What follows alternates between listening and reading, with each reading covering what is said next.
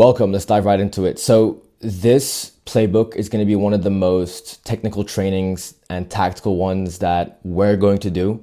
And I usually don't like to get tactical because it's very dense. But for things like these, so today we're going to talk about how to build and manage your marketing team, as well as how to build up all the systems behind where they work and how they produce the main outcome, which is content on your page. And we're going to walk through everything related to how the backend is set up, which hires that we have. We're also going to talk about how they interact with each other. So it's going to be a lot of technical things. And for a bit of context, I currently post around 2 times a day and 1 time a week on long form. I have 1 short form editor. I have 1 clipper. I have a long form editor. I have a VA, and they all work together to produce all of those pieces of content. And today I'm going to walk you through exactly how I organize everything, which is going to be a lot of fun. And for context, I run a consulting company called Setup Consulting. We work with clients who are doing all the way from $250,000 a month to some starters who are doing just 10K, and we help them build their systems to maintain predictable and sustainable revenue. We've made $700,000 in client revenue so far, and we're only going to climb that in the next coming months. So let's dive right into everything. So this is going to be the exact system for getting high value content out every day, with your only inputs being reviewing and filming. So I want everything. I want you to leave this training understanding how you can have a system and a business, or at least a marketing department, that runs without you. So why is this so important? I work with quite established founders who are working by themselves. And the thing I tell them is that as your business grows, you're probably doing a ton of small decisions like setting up Notion cards, writing briefs on content for your editors, chasing people for timelines, journal communications, or just explaining a video or finding like reference material for people to work off from. These are tasks that are not inherently hard, but when you do them every single day, they create what is called decision fatigue, because these decisions stack up on top of each other. And let's say, for example, you want to actually go into deep work, but you're setting up a Notion card so that your editor has all the context. You're explaining to your VA or to your editor as well on exactly how you want the thing to be created. All these things stack up, and you're switching from micro task to micro task. And sometimes you end up just not doing anything the entire day. That fucks you as a founder. And if you drag that out long term and you spend all your days getting bogged down by micro decisions and being decision fatigued, you're not going to make any progress. And I garner that a lot of people who are watching this, if you're watching this and you're going through the same thing, it's because you're stacking your day with these small decisions. So it is your prerogative to remove yourself from all of these things as a founder. There's a little quote that I love from a client of mine. He's called Jacob. He makes around $250K per month for his agency. Very, very successful. And he says that if there's anything that I catch myself doing twice that somebody else can do for me, and I'm not outsourcing it, I'm purposely hurting my business. And you want to view it the same way, where if you're not outsourcing your way from work, you're purposely hurting your business. So you want to make sure that you remove yourself from this with hiring. The best hiring combo to get all these systems going is very simple. It's a virtual assistant and an editor. I love working with people from Southeast Asia or South America because they're more budget friendly, and you can pay them a good salary while it being affordable for your business in the initial stages. And also they have a lot less entitlement, and they have insane grit and willpower, and also competence that is super beneficial for your business. Whereas sometimes hiring in Europe, in the beginning stages, if you can't attract the A player, which will be looking for like a 50 to 100K yearly salary, you're going to get B players, and that's not what you want for your business. So you want to go ahead and source A players from countries like the Philippines, from Algeria, from Lebanon, from South America. I know it's a continent, but a lot of hard workers there. And what you want is to have the VA who's going to handle it. Your VA should basically be the one who executes your will. So they should have access to your group chats. They should have access to your contacts. They should have access to all of your tools and software, so that whenever you need something being done, all you need to do for that thing to be done is a voice note or a text. You don't need to do it yourself, and the VA handles that. And also you want your editor who's going to handle all of the editing. And the way they both interact with each other is whenever you have content ideas and you have content admin that needs to be done, like setting up briefs, like communicating, your VA speaks to the editor and handles all administrative tasks between them. And all you need to do is go ahead and give them the material to film and then review the material that's been produced. Cool. What tools do I use? Very, very simple. I use Notion for team collab space and project management. It's also the central source of truth for all of our SOPs and also the pipeline management. So over here, we have all of our processes. So these are all of our marketing processes. They're basically SOPs and instructions on how to execute a given task. And afterwards, we have our content pipeline over here, which I will walk you through in just a second. We also use frame.io, which is where we store all of our media. I'm going to show you this right now as well. So over here on Frame, we have all of our B-roll. We have where we clip all of our long form. We have all of our exports. We have our image assets for like story sequences and carousels. We have this folder, which is honestly a lifesaver, where I just dump all of the media and my VA will go ahead and put the media in the relevant folders herself. I have all the reels. So this is where we produce all of our short form. We have all of our testimonials and YouTube videos. So that's how our Frame is run. It's basically storing all of our media, and we also use it for reviews because Frame has a sick feature where you can go ahead and let's say like this was a finished video. Basically what happens is I can go ahead and comment and tell people what I want changed in the feedback. I can like circle this. I can say change this or whatever it be. And it's great for collaborating and reviewing actual produced content. Cool. And afterwards, I just use WhatsApp for communications. I'm on WhatsApp with my friends. I'm on WhatsApp with my family. I'm on WhatsApp with my clients. So I'm just putting my team communications into WhatsApp as well. I know people use Slack. You can use Slack as well, but it's just easier for me. So next, the end result. If there's one thing that I want you to remember from this video, it is the end result framework. Everybody tries to hire first and then hope that their business runs smoothly, but it's the opposite way. You need to go ahead and think backwards from what end result you want to happen or you want outsourced, and then work backwards from who needs to be part of it, what tools are needed, and what systems and SOPs and instructions need to tie all of those things together. So remember this, it's so important. This is exactly how I outsource all the functions of my business. Is I wake up in the morning and I'll think of an end result that I've been doing myself that I want outsourced. And then I'll go ahead and write down and work backwards from exactly who needs to be a part of it, what tools do they need, or what tools they need access to, and what systems do I have to write, or what instructions do I have to share in order for them to execute on that. So you want to ask yourself the question, what do I want to exist at the end of this? What does the end result look like that will allow me to remove myself from this process? Not what tasks do I need to do. You want to work on the end result, the finished state, and then work backwards from there. So the first thing is you want to define an end result, okay? So you want to go ahead and be like, an example of this would be, I want daily story sequences going out without me needing to do anything. Okay, I want to have daily short form content going out every single day. Or it could also be, this is one of mine as well, which I just implemented recently. It can be something like, I want to have all of my long form pieces of content where I'm just yapping to the camera and I get into flow state, clipped up into short form pieces of content. Okay, so you've got your end result there.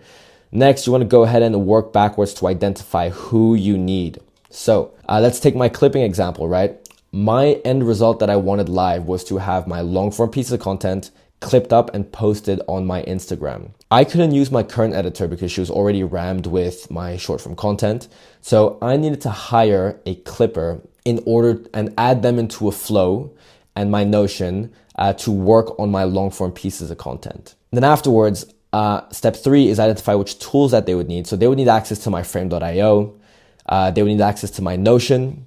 And they would need access to my WhatsApp. Very simple. My entire creative team has access to these 3 same tools. And then number 4, I need to define what systems each person needed in order to execute their goal.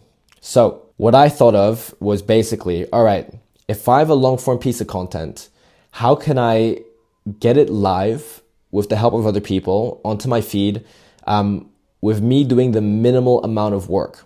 So it's gonna get a bit wordy. I'm gonna try keep this as simple as possible, but the SOP went as follows. So I figured out who needed to do it. I figured out what tools that they needed, and then the thing that tied it all together was the instructions on how to execute. So in order to get that piece of content live, after I emptied my SD card into the relevant folder, my clipper would take it. They would add it onto the production folder, where they would go ahead and cut up different clips of that long form video and propose them to me. That would be no edits, no captions, no music, just raw cut clips, which when that was ready, he would notify me on Notion, and then that would let me review which clips were viable and which clips were not viable. So I would say yes, no, yes, no, yes, no. And all of the clips I said yes to, I would update him on Notion. And then once he got the notification, he would go ahead and edit all of those clips using one of our formats. And then the next input that I had would be to review the finished clips. And then every one that I approved would be sent over to my VA to post for me. So I shot all of that in a Loom. And bear in mind, if I did this all myself, it would have taken me ages. And what happened instead was using this framework and working backwards from the end result with the who, what, and what instructions. My only inputs here are to empty an SD card onto a folder in frame.io, review proposed clips, and review finished clips. And that's it. Like that, I've got good content going out on my feed with me barely doing anything. So remember, build from the end result first. So a rule that I like to implement for marketing is that if it's not filming or reviewing, it's not yours. All right. Outsource that to somebody else. And for example, I want to give you guys an example of an end result that I always wanted. I wanted to doom scroll, see a video that I liked, send over the link to somebody, and then have that video be posted for me. And I used the exact end result framework to get that live, because my VA would go ahead and receive that video. She would coordinate with the editor and help get that video live. I would do a final review, and then just like that, I'd have a piece of content go live on my feed in a day from me just scrolling and taking a quick look at frame.io. And you can do the same if you think backward from the end result. So the Notion pipeline over here, this is the single source of truth for the whole team, and it's where I project manage everything. So the reason why this works amazingly is that it removes me as a bottleneck and gives space for my VA and my editor to interact together. And it also lets me see the full view of how the content pipeline is looking. So this over here is our content pipeline. And I just want to go ahead and show it to you guys over here. So this is where all our clips go when they're getting planned. We have a bunch of approved ideas that we can go ahead and launch whenever we're ready. So this is when we see a cool video, we have inspiration, we add it onto this column.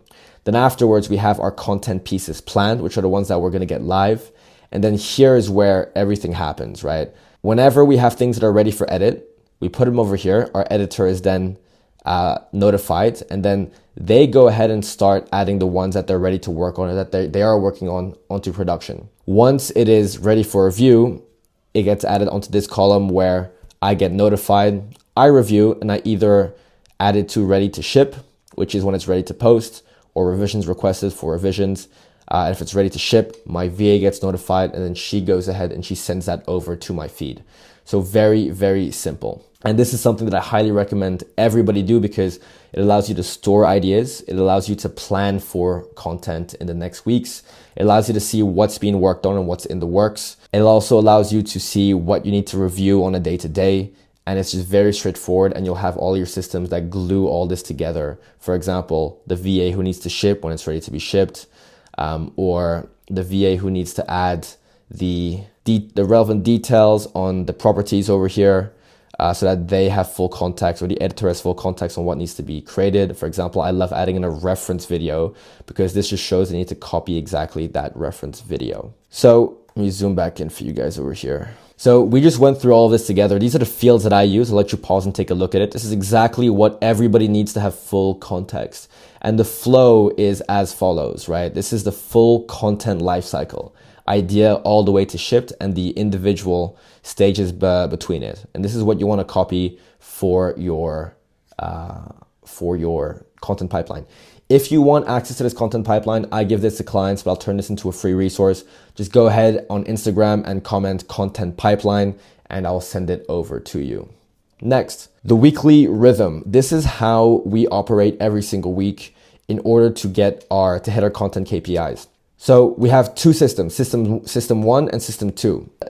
System 1 is what fulfills the needs of your marketing. All right. It gets content out weekly so that you never run out of traffic for your sales team.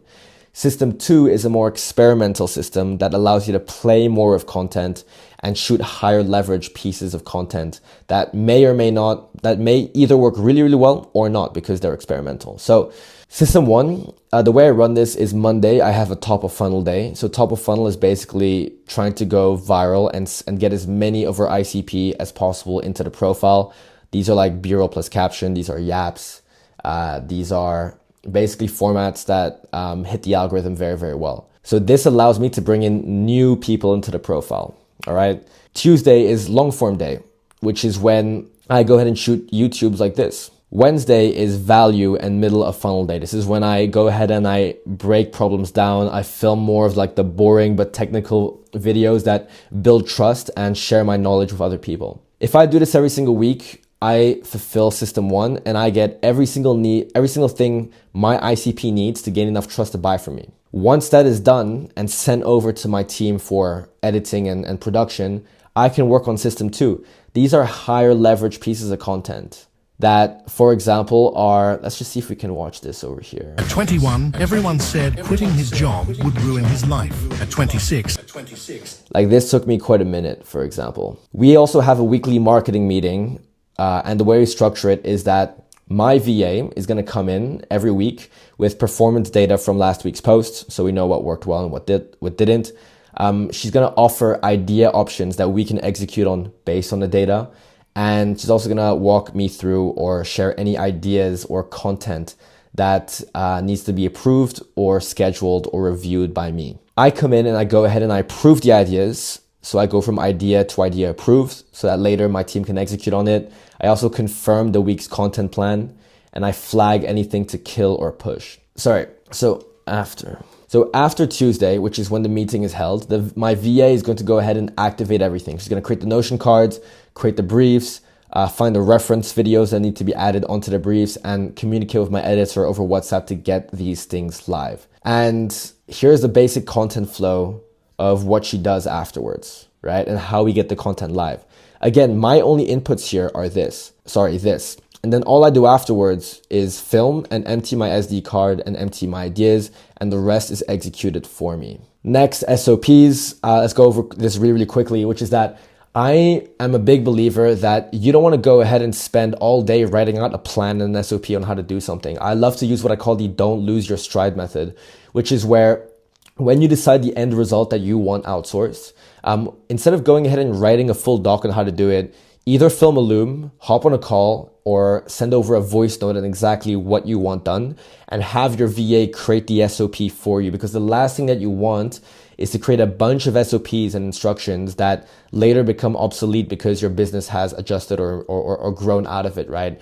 You want to use the don't lose your stride method because it's going to allow you to not lose your stride and create instructions that you can hold your team accountable on as you go. So this is the basic flow of it, where you want to decide the end result that you want, voice note, hop on a call, or loom your VA explaining it. Your VA then writes the SOP based on that conversation. And afterwards, she will train the relevant team member or herself. And then what you want to do is to make sure that you give corrective feedback on all of the mistakes made until the person or persons in charge master that new task. And through that process, you can add in every single one of your end results. So this way you never sit down and document a process from scratch. This is what your day should look like. You see a video on your feed, you send it on WhatsApp, and it goes live the next day. Your VA sets up the card, she fills out the properties, she gets the brief together, and she loops in the editor. And then you film when you're ready. If you're doing a short form piece of content, you drop the file, then you forget about it. Or you can get a message, and then you get a message when the draft is ready to review. You watch it, approve it, or leave notes with feedback, and it goes live without you touching it again. That's the point of this, not just organizing your content, but you want a machine that runs on your creative direction as opposed to your labor.